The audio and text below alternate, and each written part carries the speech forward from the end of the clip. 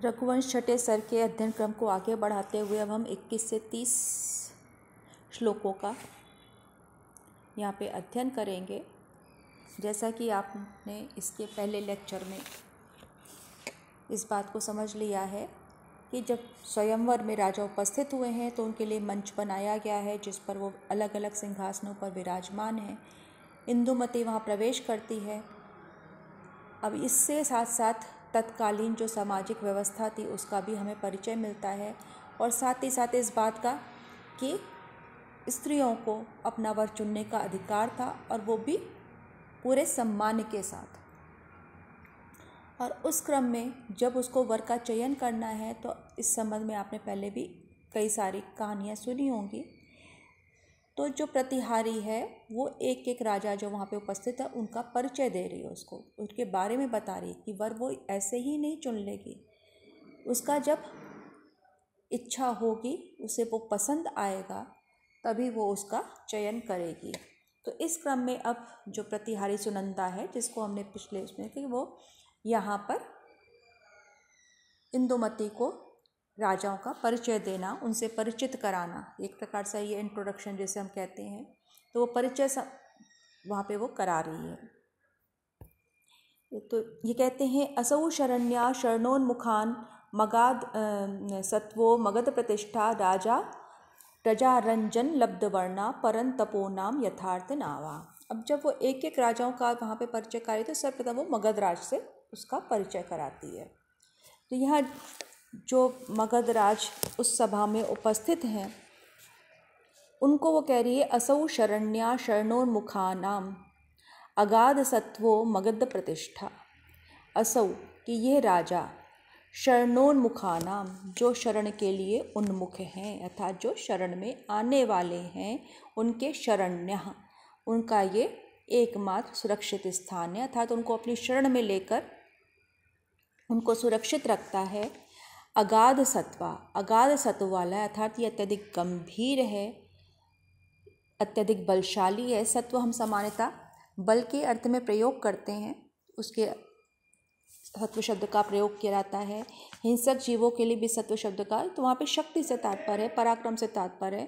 कहते हैं कि अगाध शक्ति वाला है, गंभीर है, मगध प्रतिष्ठा, मगध की प्रतिष्ठा है इनसे, अर्थात मगध का जो सम्मान है वो इन महाराज के कारण है, तो मगध में प्रतिष्ठा को प्राप्त है।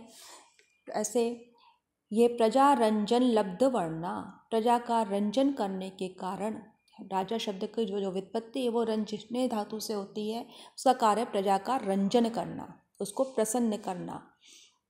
तो इसलिए प्रजा का रंजन करने के कारण, उनके आनंद प्रदान करने के कारण ये अपने लब्ध वर्णा, इसका नाम यथार्थ होता है, राजा होना इसका सार्थक होता है।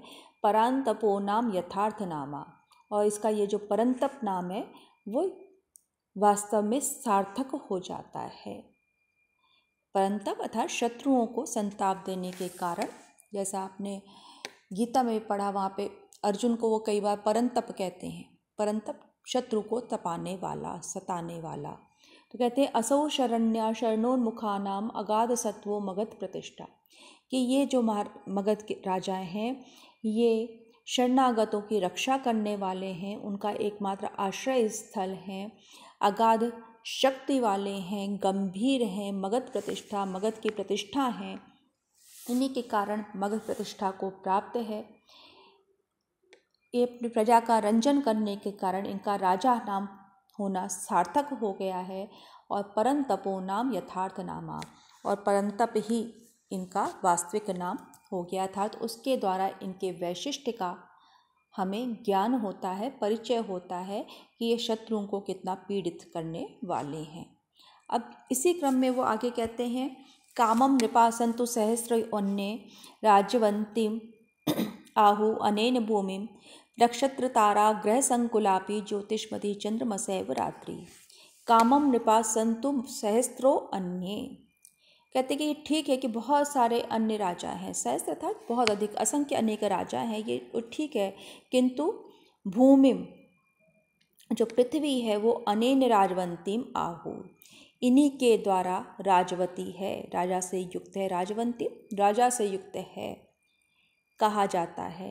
अर्थात इनके होने से ही राजा का होना, पृथ्वी जो है वो राजा वाली है, अर्थात उसके राजा के रूप में उसका स्वामित्व स्थापित होता है। राजवंती है, राजवंती का अर्थ है राजा से युक्त। तो नक्षत्र तो उसका राजवंती होना सार्थक होता है। नक्षत्र तारा ग्रह संकुलापि ज्योतिषमती चंद्रमसैव रात्रि। जिस प्रकार से अनेक नक्षत्रों और तारों ग्रहों से इत्यादि से युक्त होने पर भी रात्रि एकमात्र चंद्रमा के द्वारा ही सुशोभित होती है, प्रकाशित होती है। आकाश में नभोमंडल में अनेक ग्रह विद्यमान है, तारा नक्षत्र मंडल विद्यमान है, किंतु जो उसकी शोभा होती है, जो उसमें प्रकाशनशीलता आती है, वो चंद्रमा के कारण ही होती है। यदि चंद्रमा नहीं हो तो रात्रि अंधकार युक्त प्रतीत होती है, अंधियारी प्रतीत होती है। उसी प्रकार से ये पृथ्वी भी इन मगध राज के कारण ही राजयुक्त या राजवंती होती है, अर्थात उसी के कारण वो राजा से युक्त मानी जाती है, क्योंकि राजा को जो है वो पृथ्वीपति कहा जाता है, पृथ्वी का स्वामी है। तो इसीलिए भूपति उसका जो नाम है, भूपति, अवनीपति, तो ये सारे नाम किस कारण से सार्थक होते हैं? पृथ्वी के राजा से युक्त होने के इस मगध राज के कारण। अब कहते हैं क्रिया प्रबंधात अध्वराणाम समाहूत सहस्त्र नेत्रा शच्याश्चरम पांडुकपोललंबान मंदार शून्यान अलकांश चकार। अब इसको कह रहे हैं क्रिया प्रबंधात। अब यहाँ पर उनके गुणों की ओर वो एक पहले तो कहते हैं कि इनके जो राजा होना सार्थक है, क्योंकि प्रजा का रंजन करते हैं इसलिए इनके राजा नाम होना या इनका राजा होना सार्थक है। फिर कहते हैं कि इसका परंतत नाम ही यथार्थ नाम समझा जाए, क्योंकि ये शत्रुओं को तपाने वाला है। फिर कहते हैं पृथ्वी इन्हीं के कारण जो है राजयुक्त है, जैसे हम कहते हैं श्रुतिपति, जो आपको सारे बताए कि पृथ्वी का स्वामी राजा कहलाता है। तो राजवती होना, राजा से युक्त होना मगध राज के कारण ही उस सार्थक है, अथवा वास्तव में तो कोई उसका स्वामी है ही नहीं। अनेक जो अन्य राजा हैं उनकी स्थिति वो तो केवल टिमटिमाने वाले तारों की तरह हैं, उनका अंदर स्वयं उस प्रकार से वो प्रकाशित नहीं होते। स्वयं प्रकाश तो चंद्रमा भी नहीं, यदि हम विज्ञान की बात करें तो, लेकिन उसने जो रोशनी प्राप्त करता है वो सूर्य से, उसके द्वारा भी वो संपूर्ण अंधकार में युक्त रात्रि को प्रकाशित करने में समर्थ होता है। तो यहाँ उसके गुणों को बताते हुए अब आगे कहते हैं कि उसका जो पराक्रम है, अगाध शक्ति का जो परिचय मिलता है, किस बात से मिलता है? क्रिया प्रबंधात अध्वराणाम अजस्रम आहूत सहस्र नेत्रः शच्याश्चिरम पांडुकपोललंबान मंदार शून्यान अलकांश चकार। कि अयम कि यह राजा अध्वराणाम, अध्वरों का, अध्वर यानी यज्ञों का, तो निरंतर यज्ञों का प्रबंध करने के कारण अर्थात उसका अनुष्ठान करने के कारण निरंतर आहूत सहस्र नेत्र सन, जिसमें निरंतर इंद्र को आहूत किया जाता है, क्योंकि यज्ञ में इंद्र का अपना भाग होता है, निश्चित है, और उसको ग्रहण करने के लिए उनको बार बार आना पड़ता है, अथवा उनको यहाँ से जाने का अवसर ही प्राप्त नहीं होता है। तो बारंबार निरंतर बुलाए जाने के कारण वो यहीं स्थापित हो गए हैं। और परिणाम क्या होता है? शच्या अलकान पांडुकपोललंबान मंदार शून्यान चकार। जो शची है, इंद्राणी है, उनके जो केश है, अलकान अलग कहते हैं केश को, तो उनके केशों को पांडुकपोललंबान, जो उनके पांडु या धवल कपोलों पर लटके हुए हैं, उस पर आलंबित हैं, मंदार शून्यान चकार, वो मंदार पुष्प से रहित हो गए हैं। तो कल्प मंदार से तात्पर्य यहाँ पे कल्प वृक्ष के जो सुंदर पुष्पों से निरंतर सुसज्जित रहते थे, वो उनसे शून्य हो गए हैं। उनकी काई लटे यूं ही उनके कपोलों पर अवलंबित रहती हैं, उनका वो प्रसाधन नहीं करती। तो यहाँ एक बात तो ये कि राजा जो है धर्म वेदता है, निरंतर धार्मिक अनुष्ठान में रत रहता है, निरंतर यज्ञानुष्ठान करता है, जिसमें देवताओं को आहूत करता है, और निरंतर बुलाए जाने के कारण इंद्र का अधिकांश समय इनके यज्ञों में ही व्यतीत होता है, और उस कारण से शची एकाकी रह जाती हैं वहाँ पर। और जो हम कहें कि एक जो नियम बनाया गया या एक विधान किया गया या कहें स्त्रियों के संबंध में जो भी नियम बनाए गए, तो प्रोषित भद्रिका को प्रसाधन यानी कि मेकअप नहीं करना चाहिए, श्रृंगार नहीं करना चाहिए, उसमें एक नियम ये भी था। तो जब अधिकांश समय इंद्र का इनके यज्ञों में अपना भाग ग्रहण करने में ही व्यतीत होता है, तो शची जो है वो वहाँ पर इंद्र के उपस्थित ना होने के कारण श्रृंगार नहीं करती हैं, और इस प्रकार से उनकी जो अलकावली है वो पुष्प विहीन रहती है। तो यहाँ पर एक और तो मगध राज्य की जो संपन्नता है, उनकी धार्मिकता है, उनके जो गुण हैं और देवताओं के इस प्रति उनके जो भाव हैं, उन सबको यहाँ पर उसकी प्रतिहारी प्रकट करती है। तो इस प्रकार से इंद्र जो अत्यंत शक्तिशाली देवता है, वो भी इनके धर्मानुष्ठान के वशीभूत होकर निरंतर पृथ्वी पर ही बना रहता है।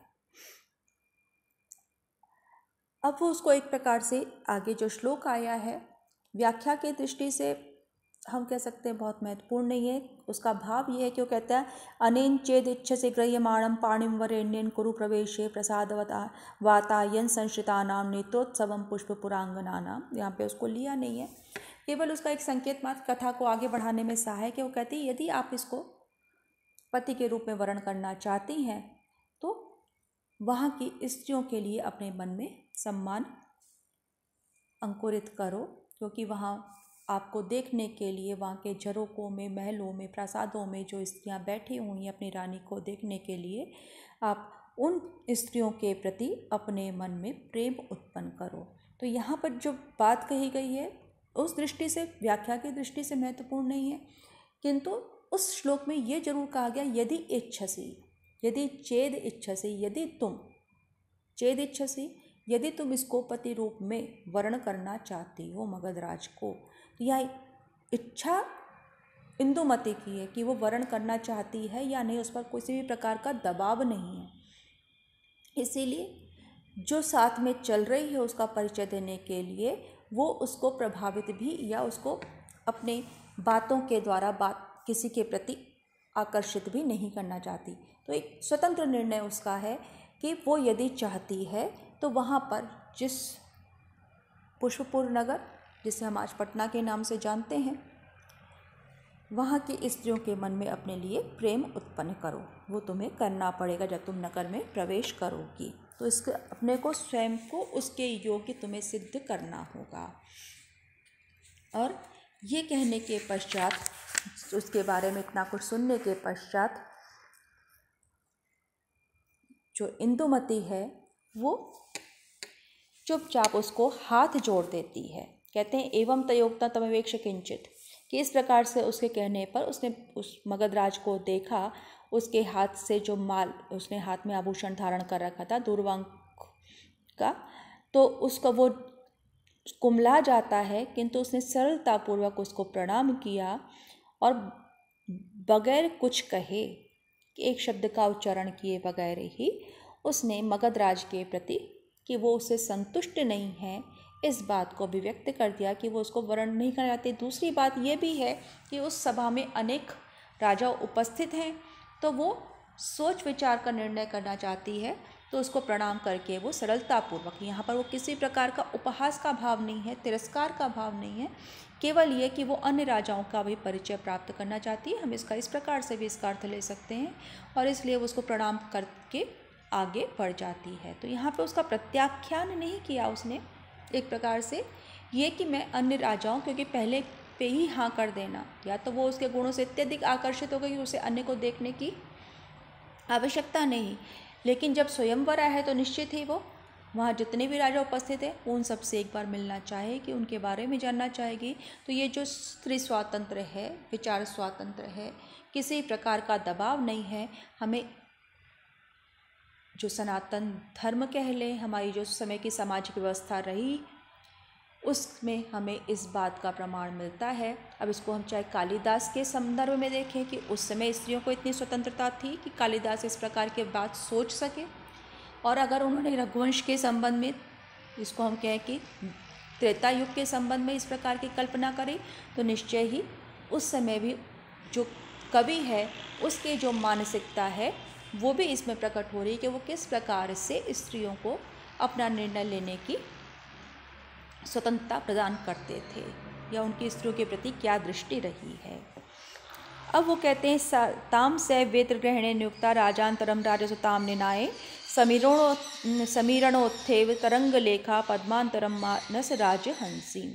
अब कह रहे हैं कि ताम से वेत्र ग्रहणे नियुक्ता, कि सा एव, कि वो जो वेत्र ग्रहण करने में, प्रतिहारी जो वेद की लकड़ी धारण करते थे उस समय, तो जो वेद ग्रहण में नियुक्त थी अर्थात वेद की छड़ी धारण करने वाली जो प्रतिहारी थी, ताम राजसुताम, उस राजकुमारी को समीरण उत्था तरंग लेखा, समीर अर्थात पवन के द्वारा उठाई गई लहर के समान तरंग लेखाएं, अर्थात तरंगों जो एक परंपरा होती है तरंगों की, जो लहरों का निरंतर विन्यास होता है, एक के बाद एक लहर आती है, तो उस तरंग लेखा के समान मानस राजहंसी, मानसरोवर की हंसनी, जो राजहंसनी को पद्मांतरम, दूसरे एक कमल से दूसरे कमल पर जैसे ले जाती है तरंग लेखा, उसी प्रकार से वो उस राजा के पास से दूसरे राजा के पास ले गई।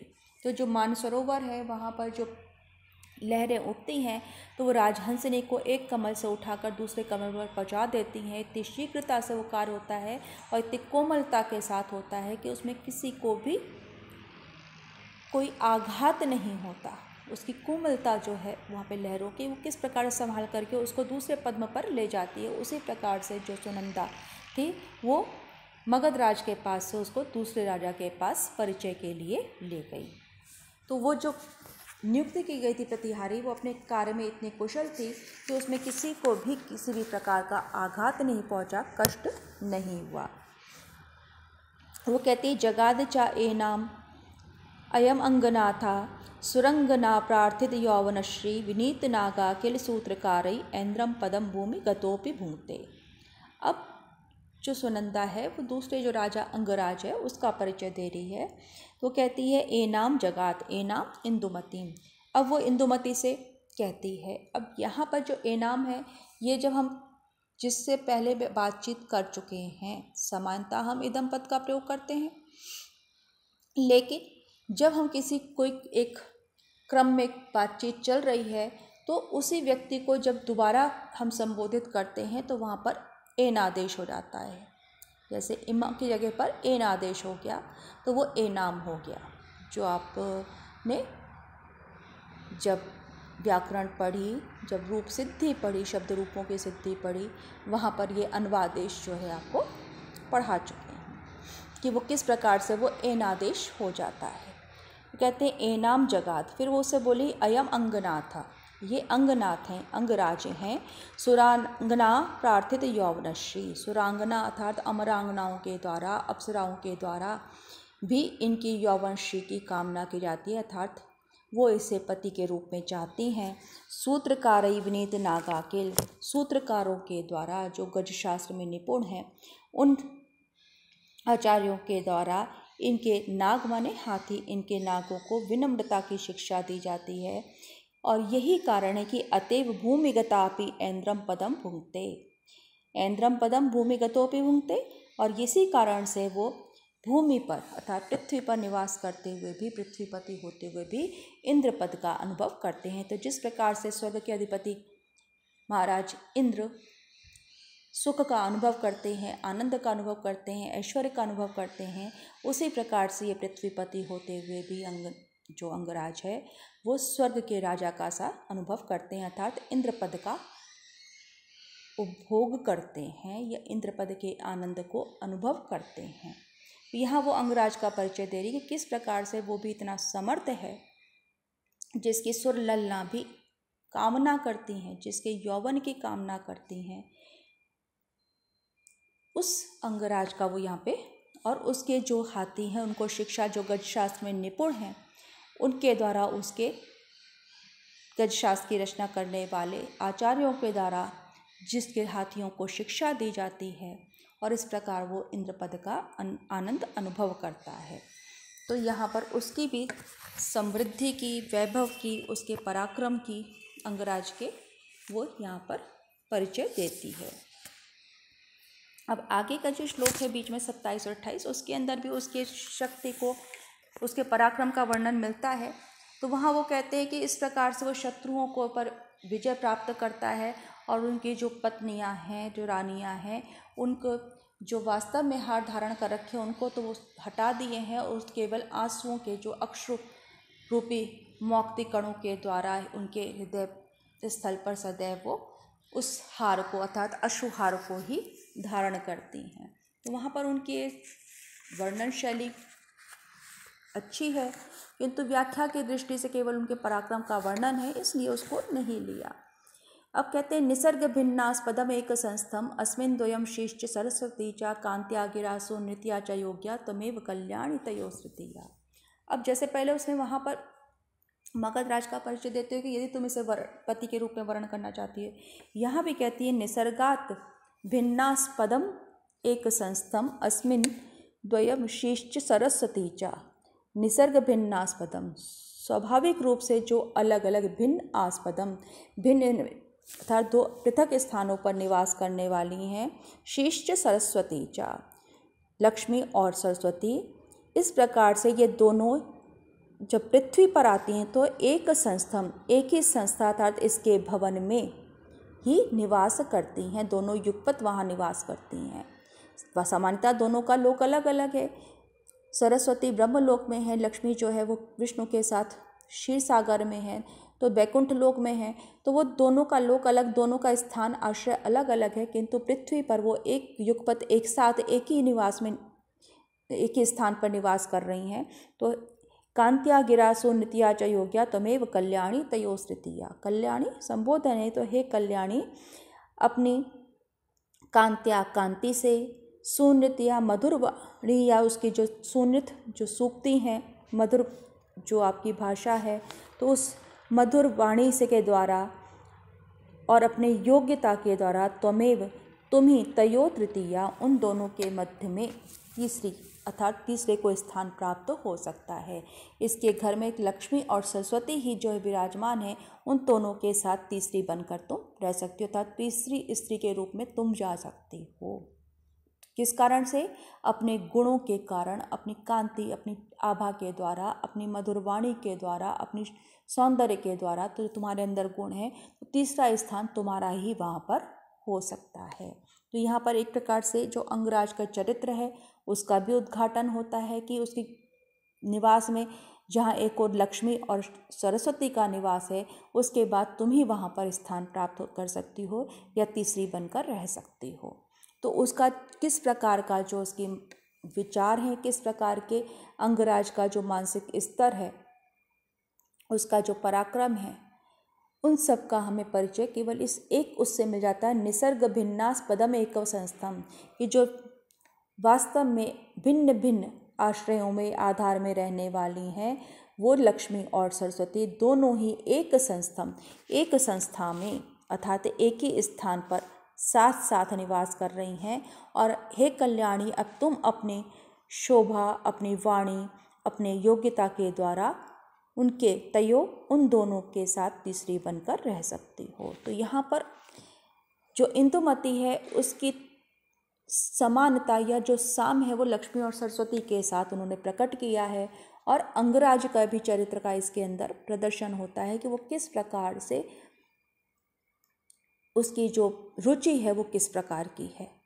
तो दोनों के ही वहाँ पर हमें रुचियों का परिचय मिल जाता है और गुणों का परिचय मिल जाता है।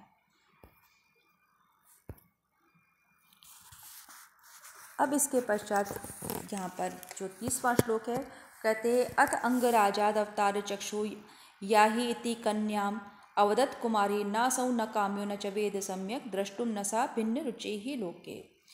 वो जब सारा परिचय प्राप्त कर लेती है तो वहाँ से भी इंदुमती आगे बढ़ जाती है, अपने नेत्रों को उसके ऊपर से हटा लेती है अंगराज की ओर से।